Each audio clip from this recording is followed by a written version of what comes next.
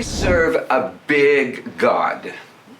Our God is the God of the entire world. He's not limited to a nation. He's not limited to the United States of America or Brazil. He is a God who sees the entire world. For God so loved the world.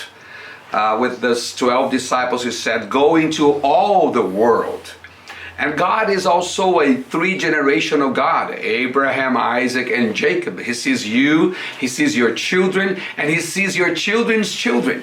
So I was a little boy in Brazil and I felt the call of God to come to the United States of America, of all places.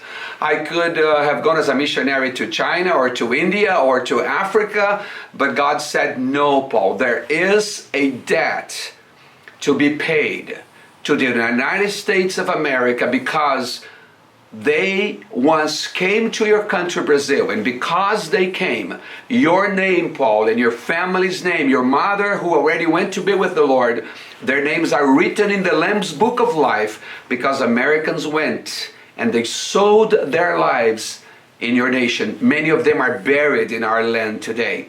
So son, you grow up and you go and you pay that debt. You love that nation. You go and give every ounce of energy and of your life to that country and tell that country that I love, that I have a calling upon that country. So God gave me a word like that when I was 12, and the word was fulfilled when I was 24 years old. I graduated from seminary and I married a wife who told me,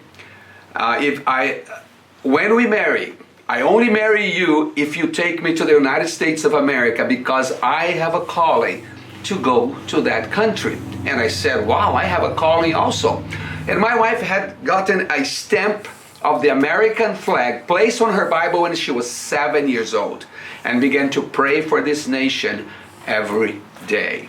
This is really amazing. So here we are. Now, of all places in the world, I find myself today in Bethel Church in downtown San Francisco. And I found out just the other day that this church, not a denomination, but this church single-handedly sent Bernard Johnson several decades ago in 1940 to my country, Brazil, and he became a household name in my nation.